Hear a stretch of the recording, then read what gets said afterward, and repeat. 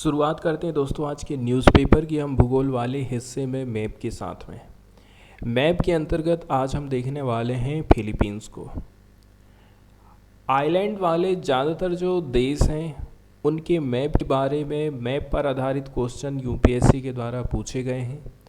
इसलिए main world level पर, महाद्वीप लेवल पर जो महत्वपूर्ण आइलैंड्स हैं उनको हमें देखना है। ठीक है, उनको ध्यान में रखना है कि उनकी लोकेशन कहाँ पर है।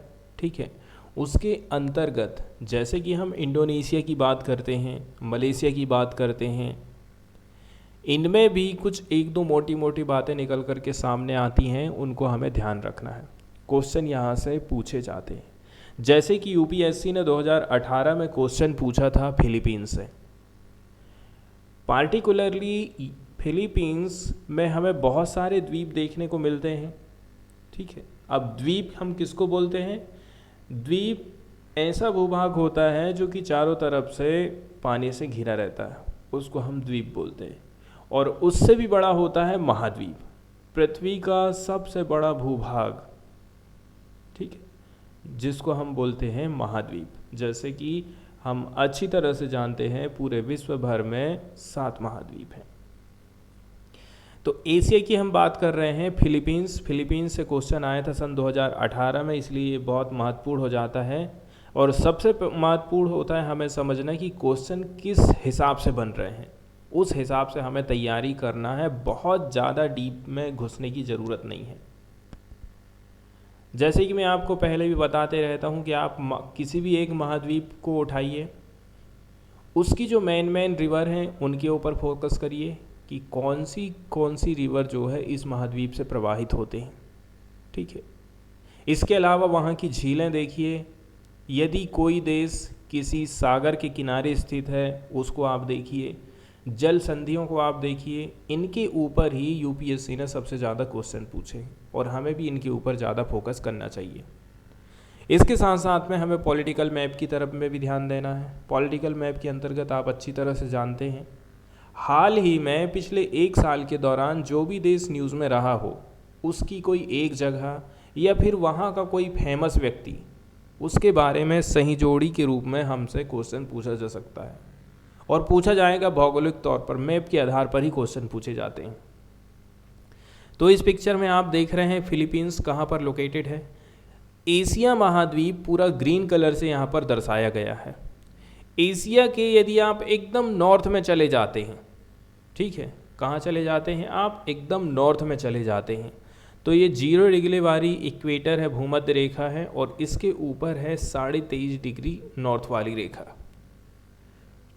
23.5 डिग्री नॉर्थ मतलब जिसको हम ट्रॉपिक ऑफ, इसको हिंदी में कर्क रेखा बोलते हैं, और नीचे जो है उसको हम मकर रेखा बोलते हैं। Tropic of cancer, tropic of capricorn. तो 0 डिग्री वाली जो भूमध्य रेखा है, इक्वेटर है, इसके ऊपर में पैसिफिक ओशियन में, प्रशांत महासागर में, और 23.5 डिग्री नॉर्थ वाली रेखा के बीच में फिलीपींस लोकेटेड है। ये कौन से महासागर में पड़ता है? सबसे महत्वपूर्ण बात ये है, इसको हमें अच्छी तरह से याद रखना है।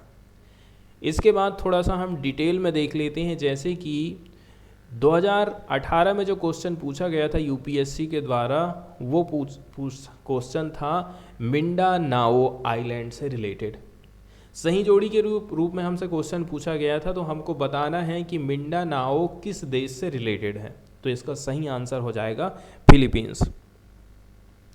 यूपीएससी ने 2018 में कैटलोनिया के बारे में पूछा था, फिर क्रीमिया के बारे में पूछा, मिंडानाओ के बारे में पूछा, और ओरेमिया। क्रीमिया के बारे में भी आप अच्छी तरह से जानते हैं, 2014 में रसिया ने क्रीमिया के ऊपर कब्जा कर लिया था। ठीक है, और तब से जो है क्रीमिया किसके अंडर में चले गया है? रूस के। पहले आता था किसके अंतर्गत? यूक्रेन के अंतर्गत आता था। तो ऐसी कुछ बातें होती हैं जो न्यूज़ में रहती हैं, उनके पूछे जाने की संभावना ज़्यादा रहती है।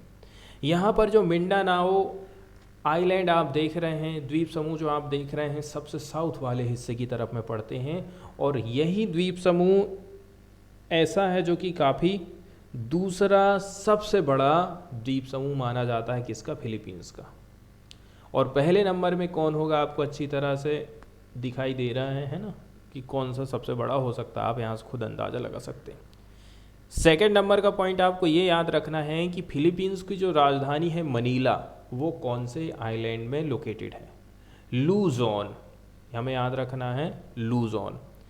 अब आप ये ध्यान दीजिए कि कौन कौन से सागरों से फिलीपींस घिरा हुआ है। जैसे कि जब आप पश्चिम की तरफ में जाते हैं तो साउथ चाइना सी पड़ता है, नीचे की तरफ में सुलू सागर पड़ेगा, और भी नीचे जाएंगे आप मिंडा नाओ के तो सैलिप सागर पड़ जाएगा।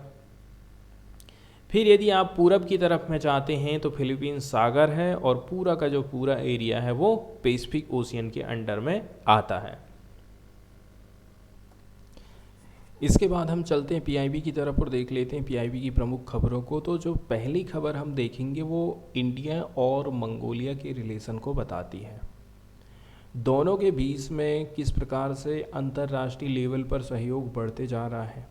ठीक है, भारत और मंगोलिया, सीमा की बात करें तो भारत के आप और ऊपर में चलते जाइए नॉर्थ की तरफ, चाइना पड़ेगा, चाइना के बाद सीधे मंगोलिया जाता है। ऐतिहासिक संबंधों की यदि हम बात करें तो इंडिया और जो मंगोलिया हैं दोनों जुड़े हुए हैं बुद्धिज़्म के माध्यम से, इतिहास में यदि हम जाते हैं तो। इसके बाद डिप्लोमेटिक तौर पर कैसे हमारे रिलेशन रहे हैं, तो इंडिया एक ऐसा पहला कंट्री था जो फॉर्मर सोवियत ब्लॉक के बाहर, outside the former Soviet bloc of nations to open diplomatic relation, जिसने ओपन किया था डिप्लोमेटिक रिलेशन मंगोलिया के साथ में 1955 में। Has upgraded ties with Mongolia to a strategic partnership, बाद में फिर से अपने जो टाइज हैं, रिलेशन है मंगोलिया के साथ में और भी ज़्यादा अपग्रेड किए गए। 2015 में मंगोलिया में क्या हुआ था, मंगोलिया ने विटनेस किया था the first ever visit by the prime minister of India. 2015 में पहली बार ऐसा हुआ कि हमारे यहाँ से कोई प्रतिनिधि मंगोलिया गया था, और ये कैसा था, इंडिया की जो एक्ट ईस्ट पॉलिसी है, मतलब एशिया के ईस्ट में जो पड़ने वाले देश हैं उनके साथ में हमें रिलेशन मजबूत करना था, उनके साथ में, ठीक है, रिलेशन को हमें अच्छे करना था। इसी के चलते चलते हम वहाँ तक पहुँचे। इंटरनेशनल कोऑपरेशन की हम बात करें तो मंगोलिया ने सार्वजनिक तौर से क्या कहा है, उसने सपोर्ट किया था इंडिया की membership to permanent seat, United Nations में इंडिया परमानेंट मेंबर बन जाए, इस बात का समर्थन किया था मंगोलिया ने। कहाँ पर, United Nation security council UNSC. लेकिन वहीं इंडिया ने भी काफ़ी इम्पोर्टेंट रोल प्ले किया है गेटिंग मंगोलिया मेंबरशिप टू की इंटरनेशनल फोरम। बड़े बड़े जो इंटरनेशनल फोरम बनाए गए हैं वहाँ पर मंगोलिया को ले जाने का श्रेय भी इंडिया को जाता है। इंटरनेशनल फोरम में, ठीक है, यदि मंगोलिया पहुँच पाया है तो इसमें भी इंडिया का काफ़ी बड़ा योगदान रहा, उसमें यूनाइटेड नेशंस भी शामिल रहा है। जबकि हम देखते हैं चाइना और ताइवान हमेशा से ही इसका विरोध करते रहे थे। इसके अलावा इंडिया इस मामले में भी आगे रहा है, the inclusion of Mongolia in the north aligned movement. इसके साथ साथ में हम देखते हैं कि जैसे कि इंडिया की तरफ से जो थ्योरी अपनाई गई थी कि जब द्वितीय विश्व युद्ध समाप्त हुआ उस टाइम में पूरा विश्व दो धड़े में बंट गया था, एक था अमेरिका वाला और दूसरा रसिया वाला। इंडिया ने कहा था ना तो हम रसिया की तरफ शामिल होंगे ना तो हम अमेरिका की तरफ शामिल होंगे। इसी को नॉन अलाइनमेंट मूवमेंट कहा जाता है। तो बताया जा रहा है कि मंगोलिया को ने को स्पॉन्सर किया था 1972 के एक रिजोल्यूशन को with India and Bhutan for recognition of the newly liberated Bangladesh. तो यहाँ पर बांग्लादेश को रिकॉग्नाइज करने की बात भी करी जाती है। तो देखिए, मंगोलिया ने भारत और भूटान के साथ बांग्लादेश की मान्यता के लिए वर्ष 1972 के संयुक्त राष्ट्र के प्रस्ताव को समर्थन किया था, सह प्रायोजित किया था। कुछ और भी फोरम हैं जहां पर दोनों के दोनों जो कंट्री हैं वो मेंबर हैं, उसमें शामिल है एशिया यूरोप मीटिंग और दूसरा है world trade organization. India is a member where's Mongolia is an observer state at Shanghai cooperation organization. लेकिन वहीं एससीओ की बात कर लें तो एससीओ का मेंबर है इंडिया, लेकिन मंगोलिया ऑब्जर्वर स्टेट के रूप में काम करता है। इकोनॉमिक कॉपरेशन की यदि हम बात करें तो इंडिया और जो मंगोलिया का बायलैटरल ट्रेड है ना, वो 38.3 मिलियन डॉलर था 2019 में। ठीक है, पहले 2018 में कितना हुआ करता था, 52.6 मिलियन। वहीं डिफेंस कोऑपरेशन की यदि हम बात करें तो जो ज्वाइंट डिफेंस एक्सरसाइज है, ठीक है, जिसका नाम रखा गया है नोमैडिक एलिफेंट, तो किसके बीच में आयोजित होती है, मंगोलिया और भारत के बीच में। इसके साथ साथ में इंडिया जो है एक एक्टिव पार्टिसिपेंट है। एक annual week long joint training exercise होती है जिसका नाम है खानक्वेस्ट। इसका आयोजन किया जाता है किसके द्वारा, मंगोलिया के द्वारा। इसके बाद यदि बात करें हम इन्वायरमेंटल इश्यूज़ को लेकर के, तो पार्ट ऑफ बिस्केक डिक्लेरेशन, ठीक है, जिसको हम स्नो लेपर्ड के नाम से भी जानते हैं, तो इनमें भी ये पार्टिसिपेट करते हैं। कल्चरल रिलेशन की बात करें तो मिनिस्ट्री ऑफ कल्चर के द्वारा कुछ प्रोजेक्ट लाए गए हैं। Reprinting of 108 volume of Mongolian Kanjur, तो इसके अंतर्गत हमने क्या काम करे थे, 108 जो वॉल्यूम है मंगोलियन कंजूर के, इनको हमने क्या किया था, रीप्रिंट किया था under the national mission for Manu script. तो इस प्रकार से हम देखते हैं सांस्कृतिक सहयोग दोनों देशों के बीच में कैसे चला है। इसके साथ साथ में सहयोग के कुछ और भी क्षेत्र हैं जहां पर लगता है कि दोनों के बीच में जो है कोऑपरेशन हो सकता है, जैसे कि इंटरनेशनल सोलर अलायंस। मंगोलिया का जो माइनिंग सेक्टर है इसमें इंक्लूडिंग है कॉपर और यूरेनियम। इसके पास में काफ़ी एक्सेप्शनल कोऑपरेशन पॉसिबिलिटीज़ हैं। इंडिया यहाँ से जो है ये सारी चीज़ें प्राप्त कर सकता है। अब हम चलते हैं न्यूज़ की तरफ और न्यूज़ को देख लेते हैं। तो 11वें नंबर की जो India Mongolia joint working group की मीटिंग है ना, इसका आयोजन किया गया था नई दिल्ली में, और ये जो थी 11वें नंबर की थी। 11वें नंबर की meeting of Mongolia joint working group, इसका आयोजन किया गया था आज के दिन 10 फरवरी 2023 को नई दिल्ली में। दोनों ही साइड से रिसीव की गई थी कुछ progress on various bilateral defence cooperation initiative.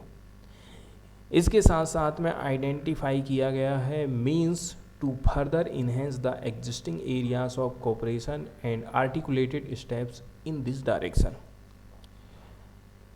Defence cooperation की तरफ से कुछ इनिशिएटिव लिए गए हैं, उसमें हमें वृद्धि देखने को मिल रही है। इसके साथ साथ में हमें फर्दर इन्हेंसमेंट देखने को मिल रहा है, ठीक है, कुछ जो एरिया हैं कोऑपरेशन के वहाँ पर। इस मीटिंग के दौरान में दोनों ही तरफ से सेटिस्फिकेशन जाहिर किया गया। उन दोनों देशों के बीच में जो डिफेंस कोऑपरेशन है, दोनों देश उससे सेटिस्फाइड हैं। अब हम बात कर लेते हैं हिस्ट्री की। तो इंडिया और मंगोलिया दोनों के बीच में डिप्लोमेटिक रिलेशन इस्टेब्लिश हुई थे कब, 1955 में।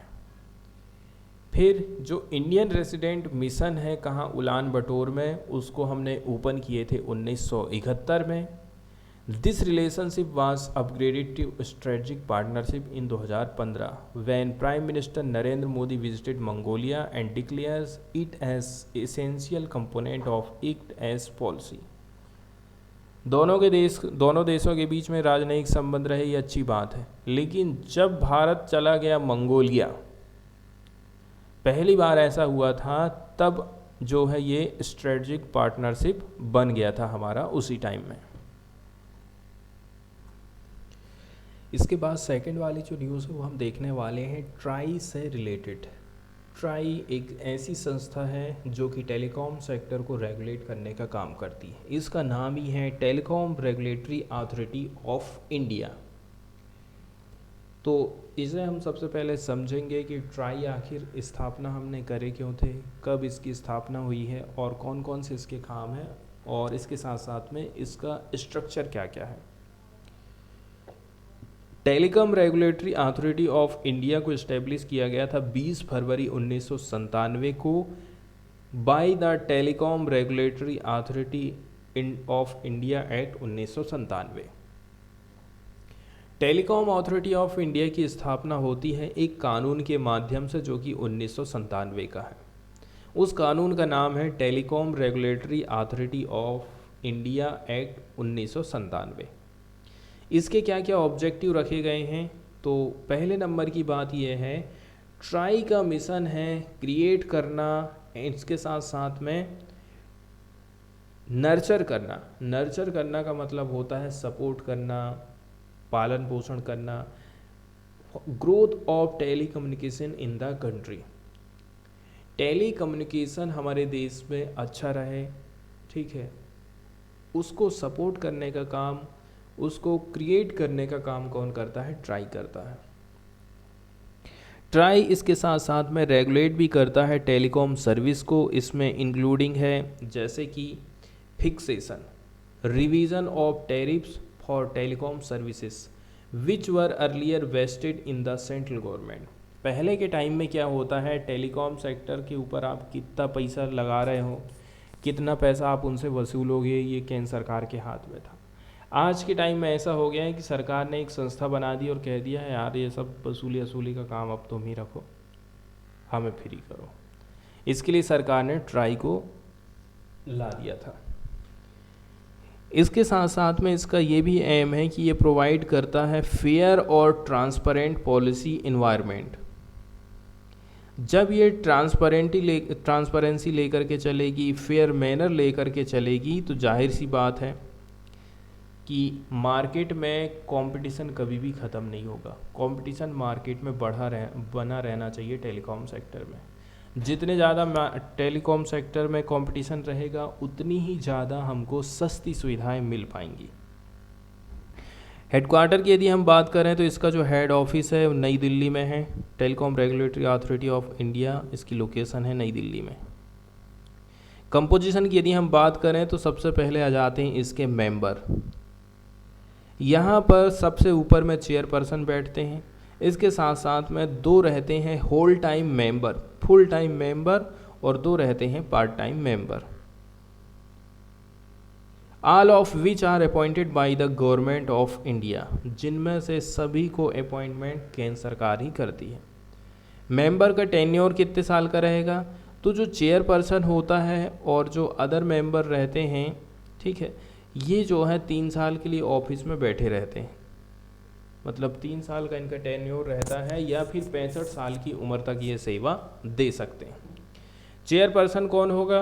ये जो चेयरपर्सन होता है ना, इसके पास में पावर रहती है जनरल सुपरिटेंडेंस की, मतलब अध्यक्षता यही करता है। मीटिंग जो भी होती हैं, मीटिंग का हेड कौन रहेगा? इसका चेयरपर्सन रहेगा। फिर आ जाता है वाइस चेयरपर्सन। तो जो सेंट्रल गवर्नमेंट है वो अपॉइंट कर सकती है उन्हीं मेंबर में से एक मेंबर को vice chairperson of the try. तो जो वाइस चेयरपर्सन रहता है वो एक्सरसाइज करता है, ठीक है, and discharges the power and function of the chairperson in his absence. जब चेयरपर्सन नहीं रहेगा तो जाहिर सी बात है वाइस चेयरपर्सन ही उसकी जगह में बैठेगा और कामकाज संभालने वाला है। कैसे करके आप जो है इन मेंबरों को रिमूव कर सकते हैं, तो जो केंद्र सरकार है उसके पास में पावर है कि वो रिमूव करती है किसी भी ट्राई के मेंबर को, ठीक है।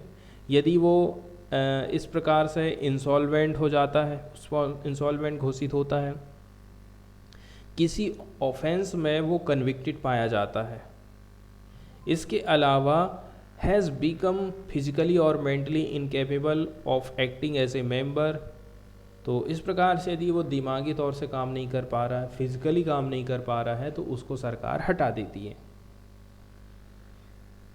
या फिर वो अपनी पोजीशन का गलत इस्तेमाल करता है, तब भी उसको अपने पद से हटाया जा सकता है।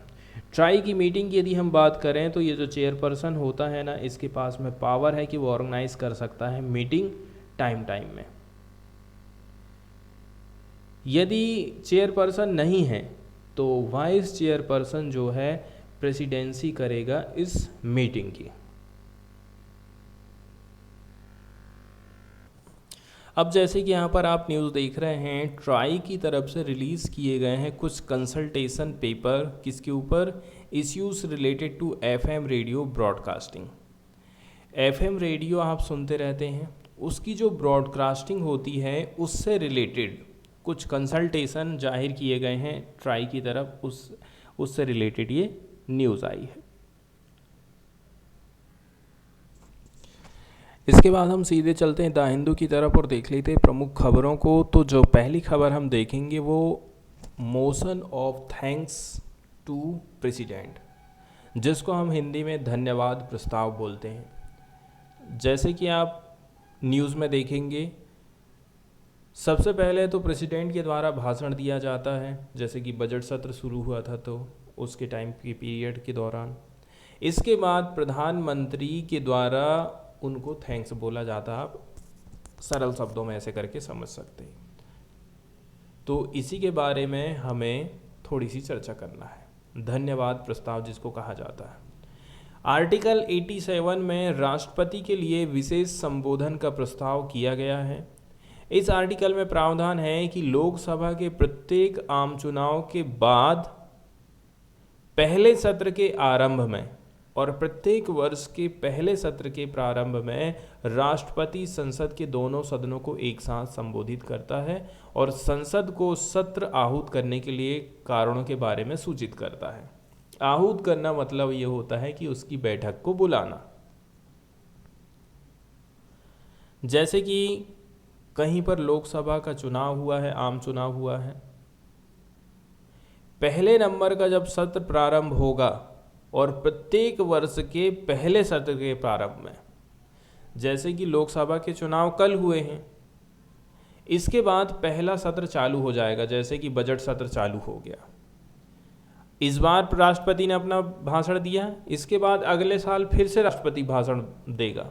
भाषण देने का मतलब ये है कि वो संसद का जो सदन है ना, उसको बुलाने के लिए कहेगा, उसके कारण के बारे में बताता है। इस प्रकार का जो संबोधन होता है उसको हम विशेष संबोधन कहते हैं और ये एक वार्षिक विशेषता भी होती है। इसके लिए संसद के जो दोनों सदन होते हैं उन्हें एक साथ इकट्ठा होना जरूरी होता है। फिर होता है राष्ट्रपति का अभिभाषण, इधर लोकसभा और इधर राज्यसभा दोनों बैठे हुए हैं सामने। राष्ट्रपति हमेशा सरकार की नीति का विवरण देता है, मतलब सरकार ही तैयार करती है और ये कागज थमा देती है राष्ट्रपति को। तो आप समझ लीजिए कि वो सरकार की नीति के ही बारे में बताएगी, अपनी तरफ से कुछ नहीं बोलने वाली है। ये संबोधन पिछले वर्ष के दौरान सरकार की जो स्कीम चली हैं, गतिविधि हैं, जो उपलब्धि उसने हासिल करी है, उनके बारे में बताएगा।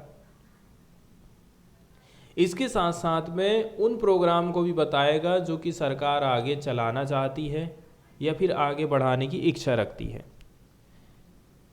इसके साथ साथ में ये अभिभाषण व्यापक रूप में उन विधायी कार्यों को भी बताता है जिन्हें उस विशिष्ट वर्ष में आयोजित होने वाले सत्र के दौरान लाने का प्रस्ताव किया जाना है। मतलब कि लोकसभा और राज्यसभा में कौन कौन से काम किए जाएंगे, उन बिल और विधेयक के बारे में भी राष्ट्रपति बताता है। हमारा जो राष्ट्रपति का भाषण होता है, अभिभाषण होता है, speech from throne in Britain से मेल खाता है। ब्रिटेन राज सिंहासन के भाषण से काफ़ी मेल खाता है, पर संसद के दोनों सदनों में धन्यवाद प्रस्ताव पर चर्चा करी जाती है।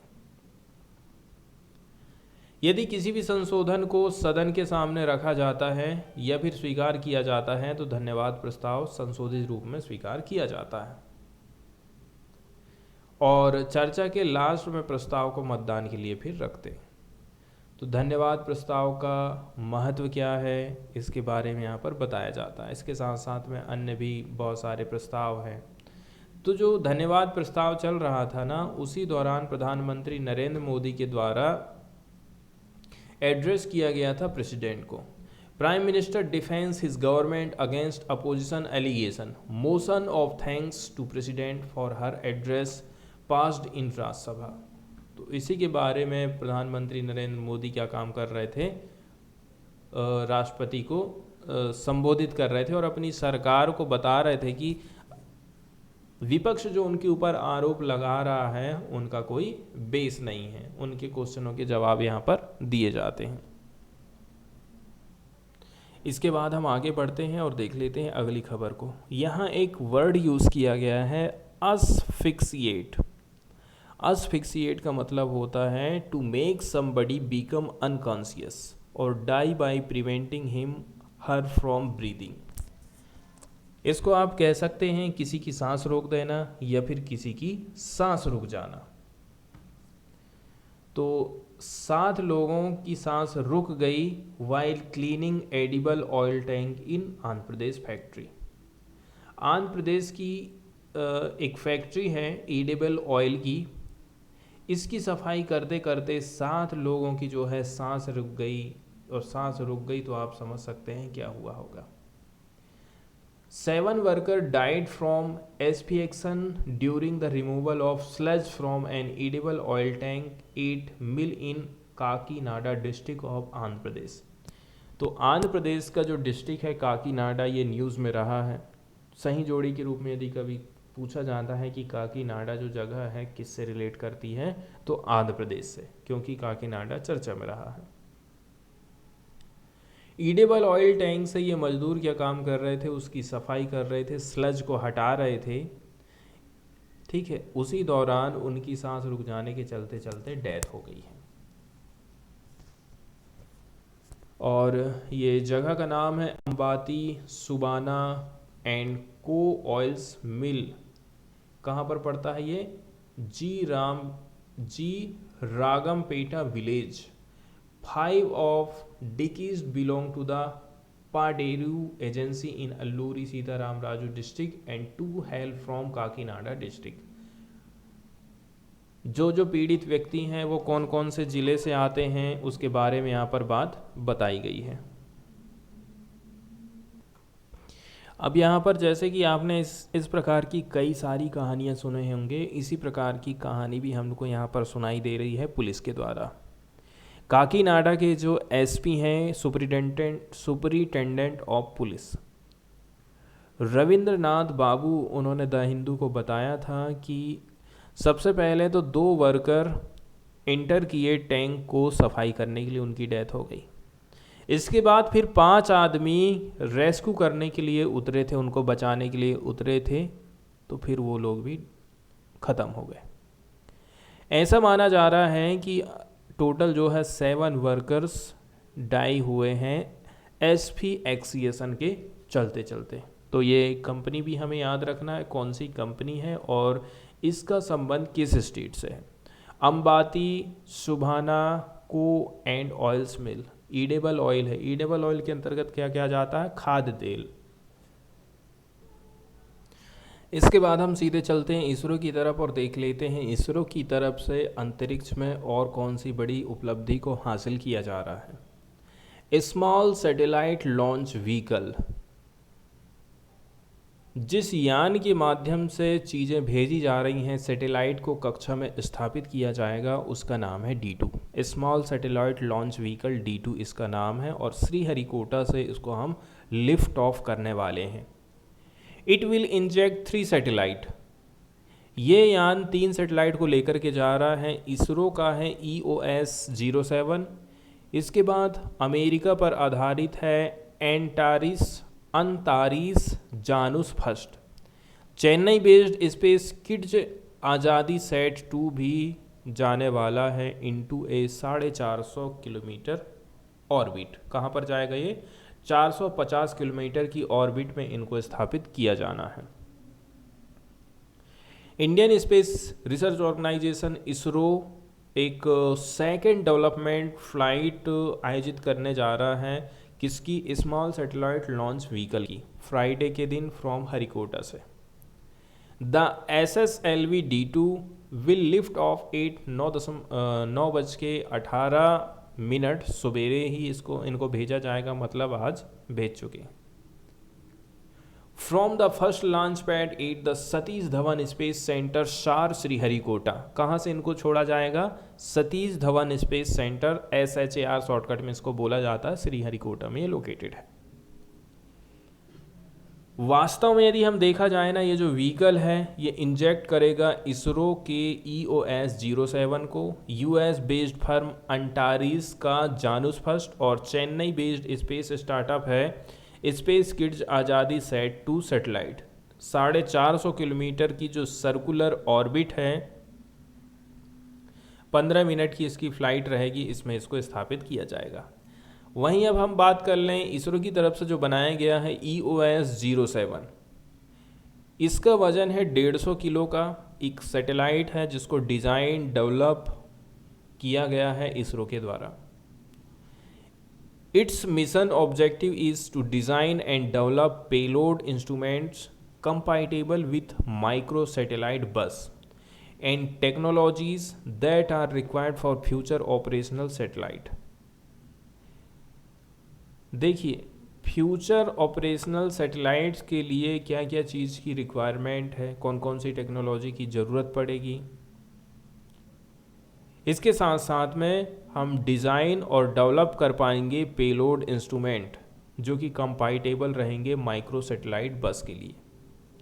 ठीक है, हमें यदि माइक्रो सैटेलाइट भेजना है तो उसके लिए पेलोड इंस्ट्रूमेंट कैसे तैयार करेंगे, कैसे उनको डिज़ाइन करना है, इसके साथ साथ में जो हमारे फ्यूचर ऑपरेशनल सैटेलाइट हैं उनकी लॉन्चिंग हम कैसे करके कर पाएंगे, कैसे उनको तैयार करेंगे, वो सारी बातें यहाँ से हमको सीखने को मिलेगा।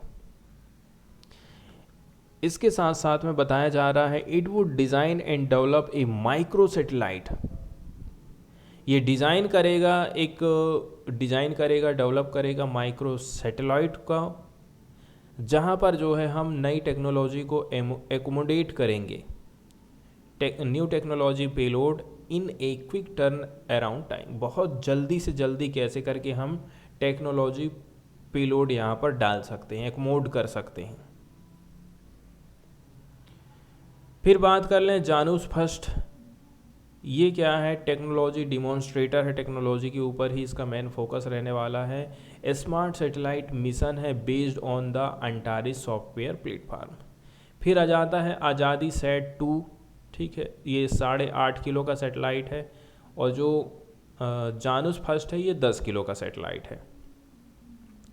तो 750 girls student across India guided by space kids India Chennai, और तो 750 लड़कियों गर्ल्स स्टूडेंट्स का इफोर्ट रहा है, तब जाकर के इसको तैयार किया गया था।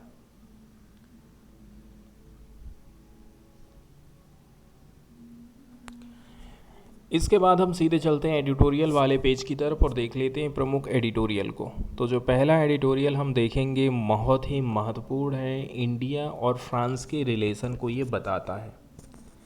भारत और दूसरा है फ्रांस, किस प्रकार से डिफेंस के मामले में एक दूसरे से जुड़े हुए हैं, किस प्रकार से कोऑपरेशन कर रहे हैं एक दूसरे का, उसके ऊपर ये एडिटोरियल फोकस करता है। तो फॉरेन रिलेशन के हिसाब से देखा जाए ना तो बहुत ही इम्पोर्टेंट ये आर्टिकल है, ठीक है, इसको आपको ज़रूर देखना चाहिए।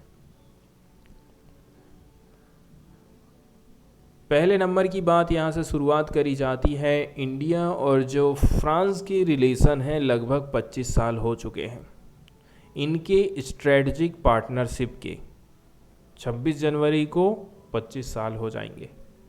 ये प्रेजेंट करता है एक important opportunity for both to introspect on their relation. 26 जनवरी को 25 साल पूरे हो गए हैं, हमें एक मौका मिला है कि फिर से हम पुराने 25 साल को 26 साल को एक बार की नज़र उठा करके तो देखें कि कैसे हमारे संबंध रहे हैं। 1998 में साइन किए गए थे हमारे ये स्ट्रेटजिक रिलेशन। टाइम पीरियड में हम देखे हैं इनकी टेस्टिंग होते रही है। Has continue to gain momentum over shared values aspiration of peace, stability, most importantly their desire for strategic autonomy. हमने देखे हैं दोनों ने जो है वैल्यू को शेयर किया है, ठीक है। पीस को लेकर के दोनों देशों की कुछ एस्पायरेशन रही हैं, स्टेबिलिटी बनाए रखने की बात करी जाती है यहाँ पर दोनों देशों के द्वारा। तो सबसे ज़्यादा जो फोकस है यहाँ पर वो है स्ट्रेटजिक ऑटोनॉमी को लेकर के। ऐसा नहीं है कि भारत यदि किसी देश के साथ में हाथ बढ़ा ले रहा है तो फ्रांस हमसे नाराज़ हो जा रहा है, या फिर हम कोई डिसीजन लें तो हम फ्रांस से पूछ के कर रहे हैं, ऐसा बिल्कुल भी नहीं है। मतलब कि दोनों देशों के बीच में हमें किसी भी प्रकार का डिसएग्रीमेंट देखने को अभी तक नहीं मिला है। दोनों के रिलेशन बताए जाते हैं कि फ्रांस जो है उभर करके आया है एज ए की ट्रेडिंग पार्टनर इंडिया के लिए। यदि हम देखें एनुअल ट्रेड 2021-22 में दोनों देशों के बीच में $12.42 बिलियन का हुआ था। फ्रांस हमारा 11वें नंबर का लार्जेस्ट फॉरेन इन्वेस्टर है इंडिया में, विथ ए क्यूमुलेटिव इन्वेस्टमेंट जिसका टोटल जो इन्वेस्टमेंट है $10.31 बिलियन है। यदि हम अप्रैल 2000 से देखें जून 2022 तक, जो कि रिप्रेजेंट करता है 1.70% of total foreign direct investment inflows in India. अभी तक जितना भी डायरेक्ट इनफ्लो आ रहा है हमारे देश में, उसका लगभग 2% हिस्सा तो फ्रांस से ही आ रहा है। इसलिए दोनों देशों के बीच के जो रिलेशन है ना वो फ्यूचर में अच्छे रहें, ये बहुत ज़्यादा ज़रूरी है। फिर बिग पिक्चर की बात करी जाती है। More importantly it has emerge as a key defence partner for India. Defence के मामले में कितनी मदद करा है फ्रांस ने हमारी, आप सोचिए। 36 राफेल हमने ख़रीदे हैं।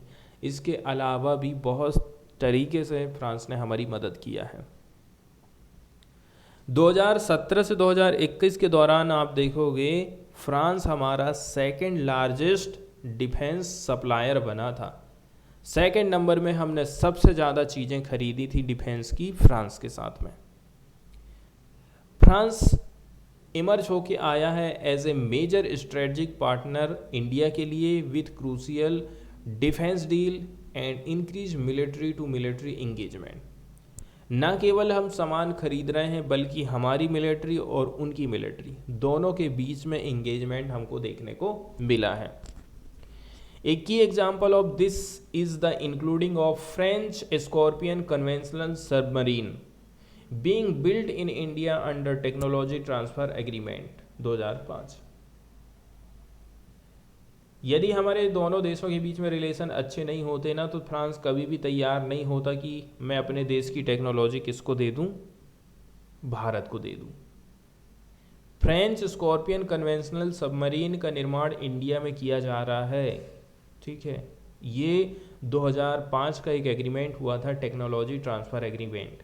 क्या काम करते हैं, फ्रांस के लोग या फिर फ्रांस की कंपनी इंडिया आती है, ठीक है, यहाँ पे मैन्युफैक्चरिंग करती है और इंडिया वालों को सिखाती भी है। धीरे धीरे करके फिर फ्रांस वाले चले जाते हैं अपने घर और इंडिया अपनी मैन्युफैक्चरिंग चालू कर देती है।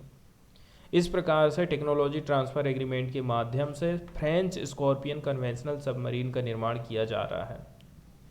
फिर जो इंडियन एयरफोर्स है, इसने खरीदा था 36 राफेल फाइटर जेट। कितना ज़्यादा न्यूज़ में रहा था यह आप जानते हैं अच्छी तरह से।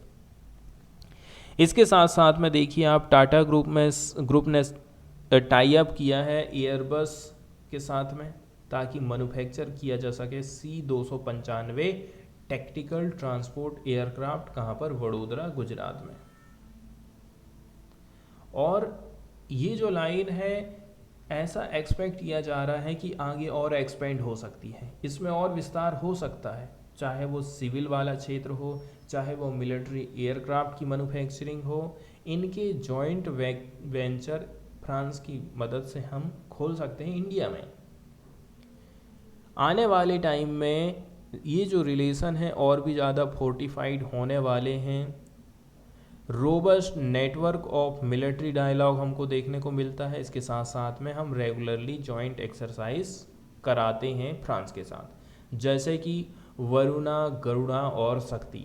वरुणा किसकी है? नेवी की है। गरुड़ा किसकी है? एयरफोर्स की है। और शक्ति किसकी है? आर्मी की है। तो ये तीनों एक्सरसाइज हमें याद रखना है, बहुत ही ज़्यादा इम्पोर्टेंट चीज़ें हैं। The importance of the defence partnership was further underscored. Defence के मामले में दोनों देशों के बीच में पार्टनरशिप है, इस बात को हम और भी हाईलाइट कर सकते हैं इस स्टेटमेंट के माध्यम से। फ्रेंच का जो अम्बेसडर रहा है इंडिया में, इमैनुअल लेनिन, उसने कुछ स्टेटमेंट दिया था। फ्रांस चाहता है कि पार्टनर बने इंडिया के लिए as it builds its national industry base. India क्या है ना, अभी इंडस्ट्री के ऊपर में ज़्यादा फोकस कर रहा है, तो उसका एक हेल्प कर सकता है फ्रांस एज ए पार्टनर के तौर पर, चाहे वो डिफेंस इंडस्ट्री हो, चाहे वो क्रिटिकल स्ट्रेटजिक डिफेंस के प्रोजेक्ट हो, सब में जो है फ्रांस आगे आकर के हमारी मदद करना चाहता है। अब हम चूंकि देख रहे हैं कि हमें कॉम्प्लेक्सिटी देखने को मिल रही है इंटरनेशनल जियोपॉलिटिकल ऑर्डर में, फिर भी दोनों कंट्रियों ने काम किया है, ठीक है, अपने कोऑपरेशन को बढ़ाने में, और इस प्रकार के इंटरनेशनल जियोपॉलिटिकल पैदा हुए हैं तो भी दोनों देशों के बीच में कभी संबंध खराब नहीं हुए हैं। फ्रांस उन पहली कंट्रीज में शामिल हुआ था जिन्होंने इंडिया के साथ में साइन किया था एक सिविल न्यूक्लियर डील। इसके साथ साथ में पेरिस ने एक क्रिटिकल रोल अदा किया था limiting India's isolation in non proliferation order after 1998 nuclear test. 1998 में जब भारत ने परमाणु परीक्षण किया था तो उस टाइम में भारत को अलग थलग किया जा रहा था, उस टाइम में भी फ्रांस ने हमारा हाथ पकड़ा था।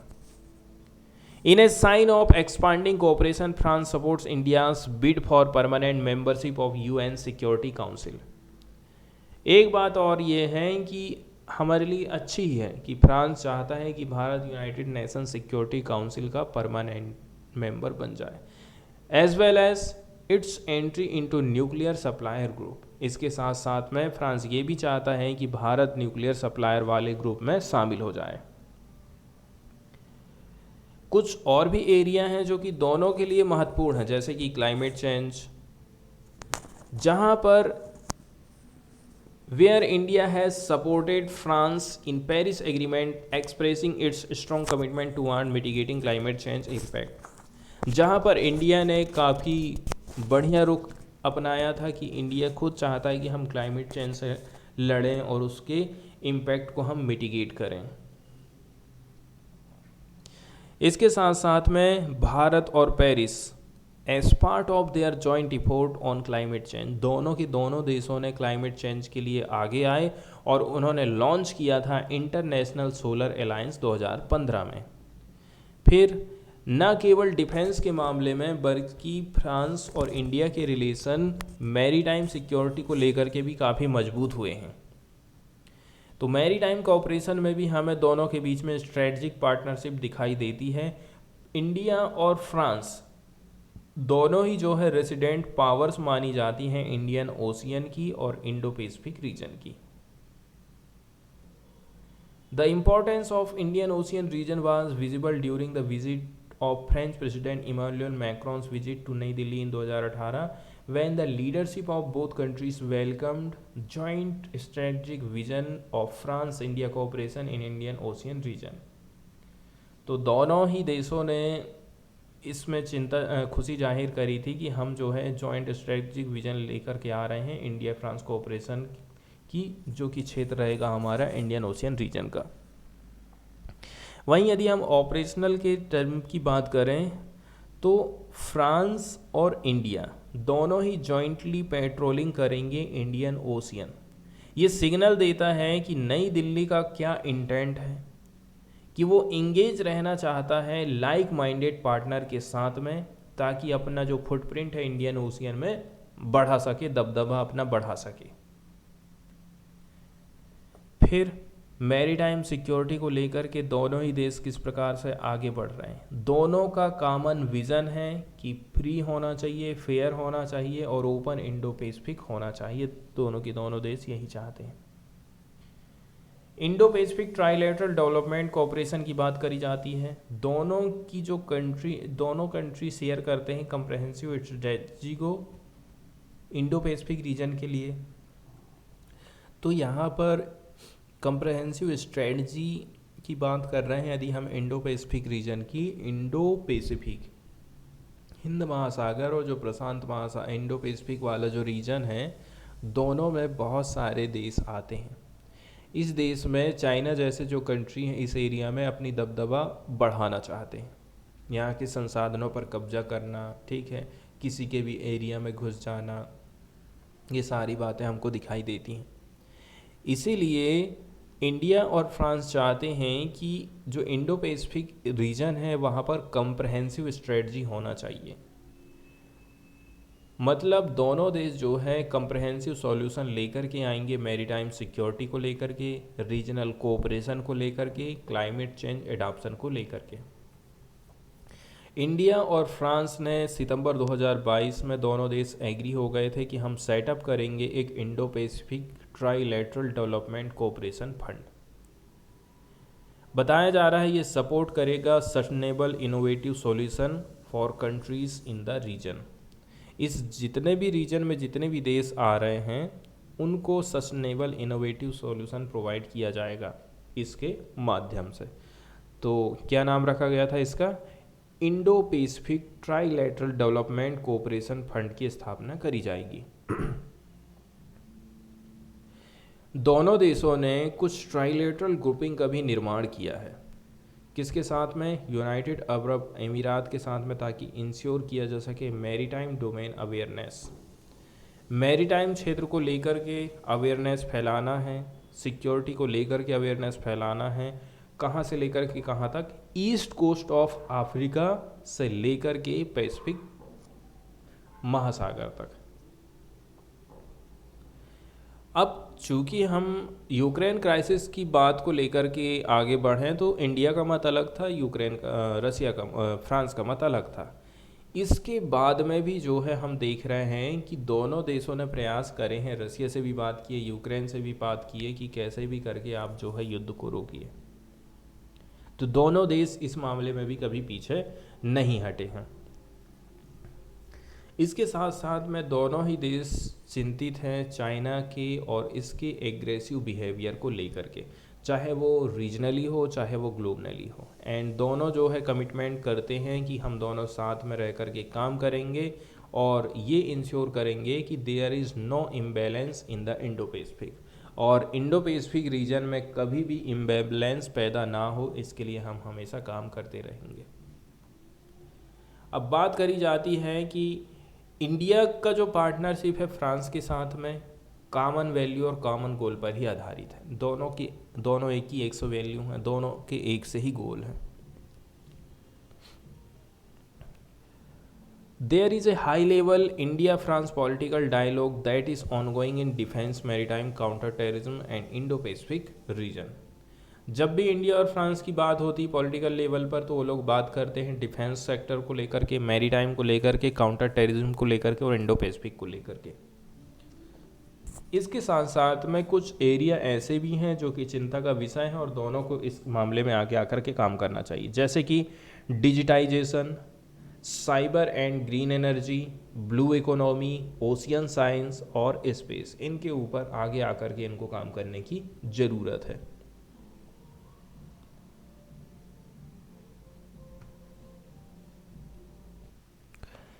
इसके बाद वाला एडिटोरियल हम देखने वाले हैं भारत के द्वारा जो इंडिया के द्वारा जो हाल ही में सेंट्रल गवर्नमेंट के द्वारा 2023 का बजट प्रस्तुत किया गया, उसके ऊपर मेनली ये फोकस करता है।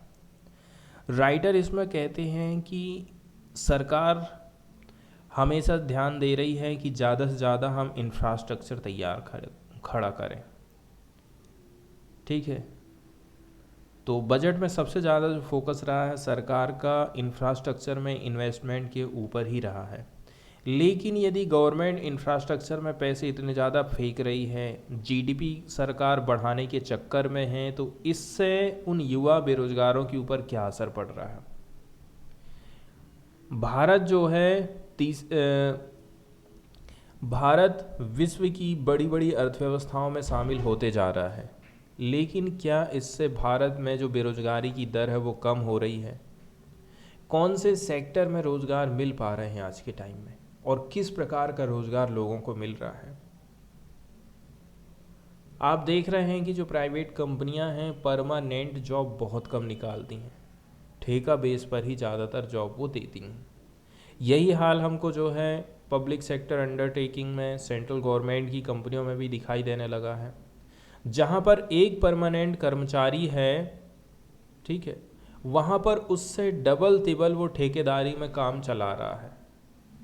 मतलब यदि सरकार रोजगार दे भी रही है ना, तो कुल मिलाकर के हमें झुंझुना ही पकड़ाया जा रहा है और कुछ भी नहीं है। जीडीपी को सरकार बढ़ा रही है, बढ़ाते जा रही है और बढ़ाई भी बताते जा रही है, लेकिन उससे फ़ायदा किन को हो रहा है? बेरोजगार लोगों को फ़ायदा कैसे हो रहा है? नहीं हो रहा है बिल्कुल भी। यही बात यहाँ पर भी निकल करके सामने आती है। दूसरी नंबर की बात यह है, इंफ्रास्ट्रक्चर खड़ा करना हमेशा सही अच्छा नहीं होता है। अभी जो मठ में ज़मीन धसकी है, इसके अलावा वही एग्जाम्पल हमने देखे हैं जम्मू एंड कश्मीर में दरारें आने की या फिर ज़मीन के धसकने के।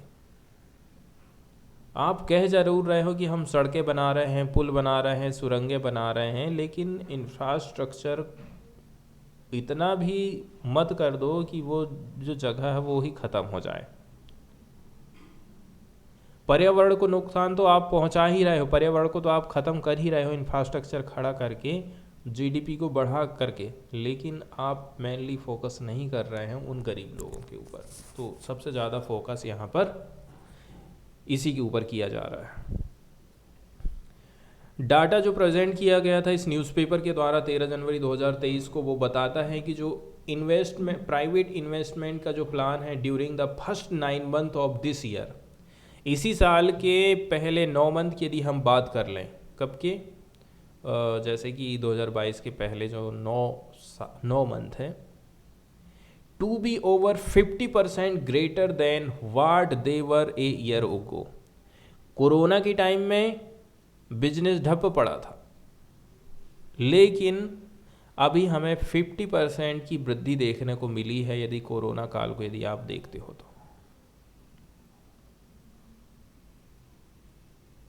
तो India it seems is on a roll as far as economic growth is concern. लेकिन हमें जो है इंडिया में जो ये जो ग्रोथ हो रही है ना, हमें कंसर्न, चिंता की तरह दिखाई दे रही है। तो क्या हम अपनी इकोनॉमी को वैल्यू दे रहे हैं?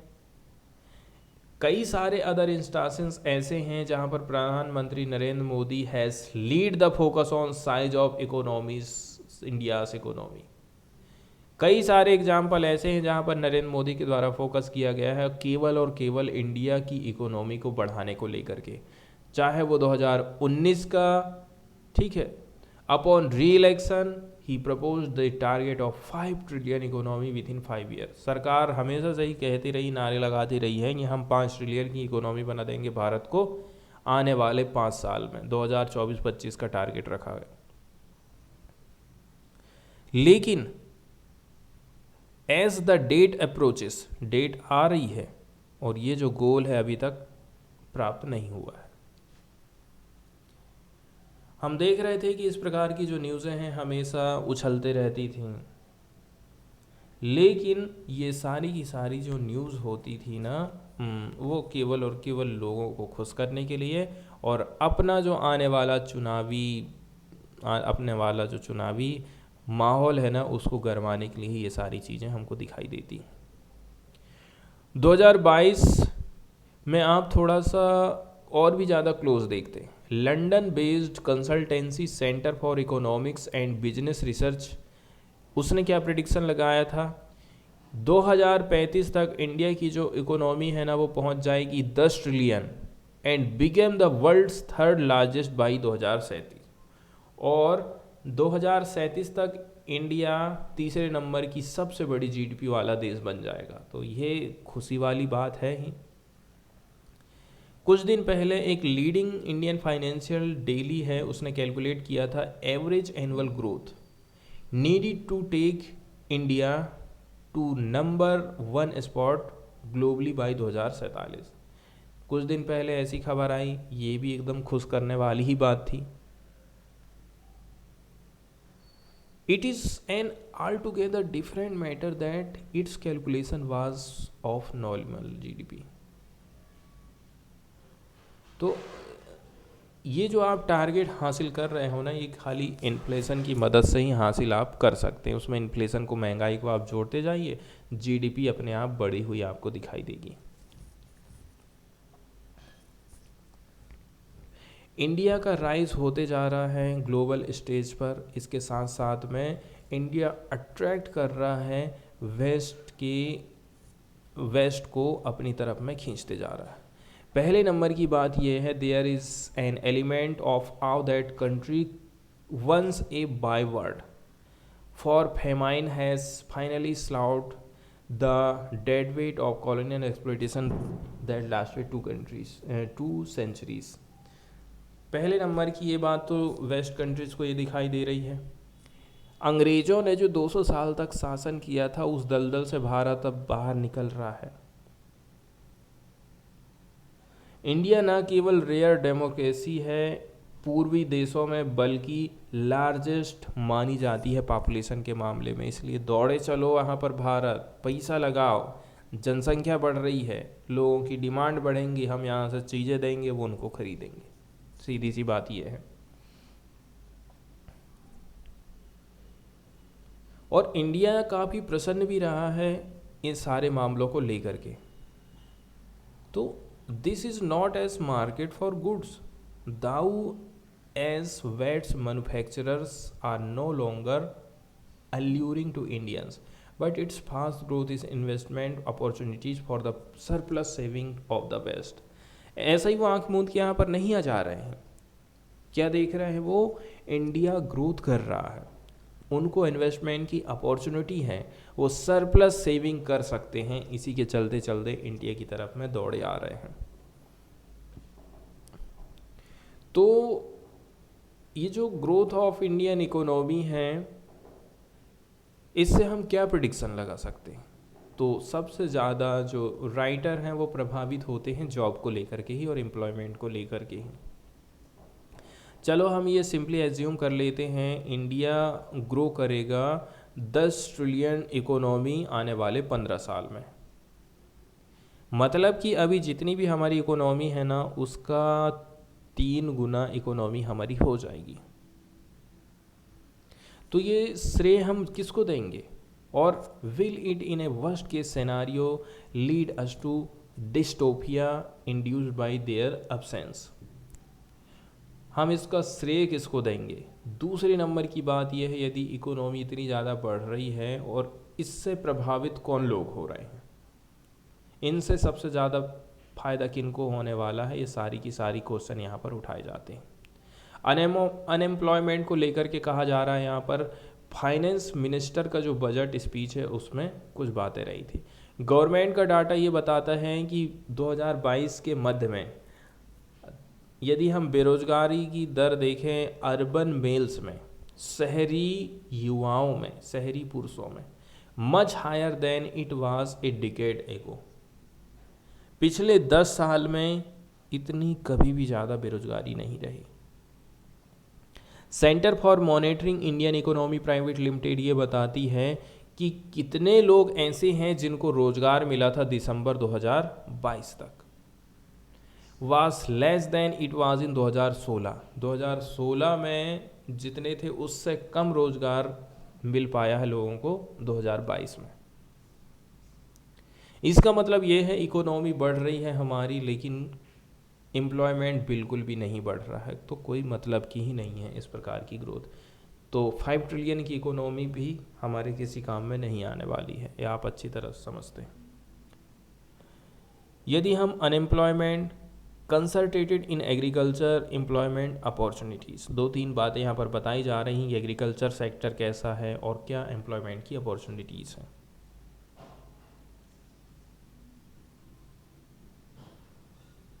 तो एम्प्लॉयमेंट की जो अपॉर्चुनिटीज़ होती हैं वो तभी ज़्यादा से ज़्यादा हो सकती हैं जब डिमांड हो किसकी, goods in production of which they can participate.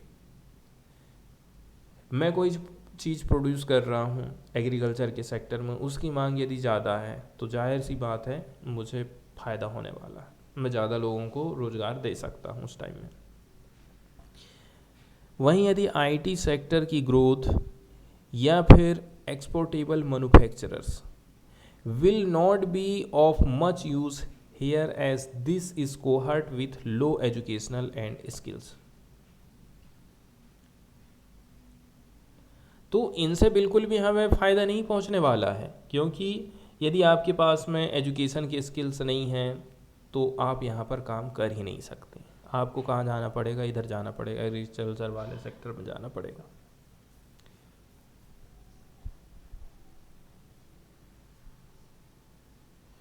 तो बताया जा रहा है कि यदि हम डिमांड को बढ़ाना चाहते हैं, ठीक है, तो सबसे पहले प्राइस को हमें अट्रैक्ट करना पड़ेगा, किसका, फूड वाले सेक्टर का। ये बहुत ही ज़्यादा एसेंशियल है। As only then will low income household have enough to demand more manufactured good.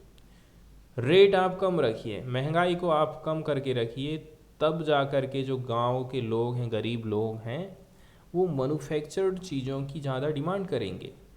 हम देख रहे हैं आज के टाइम में कि महंगाई कितनी ज़्यादा बढ़ गई है, चाहे वो फूड को लेकर के हो, चाहे वो अदर चीज़ों को लेकर के हो। तो ऐसे टाइम में डिमांड का बढ़ना एकदम इम्पॉसिबल हमको लगता है।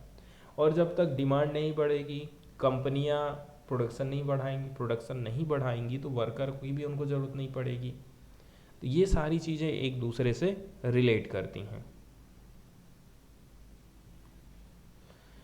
पिछले जो दशक के हमारे एक्सपीरियंस रहे हैं, वहाँ से हम बहुत सारी चीज़ें सीख सकते हैं। That India could well grow fast over the next decade and half without generating sufficient employment for legion of unemployment youth specially in rural areas.